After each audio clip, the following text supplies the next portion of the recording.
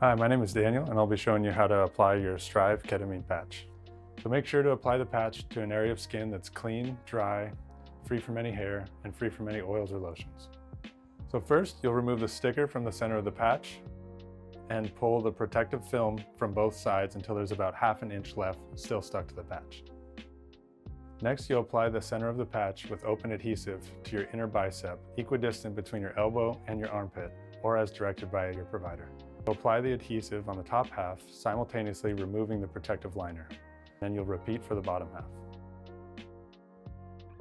Last, you'll go over the edges to make sure the patch sticks well, and you'll apply pressure for 30 seconds. It takes time for the adhesive to set, so try not to disturb the patch or shower for the next 12 hours. For best outcomes, refer to the patient literature provided with the patch.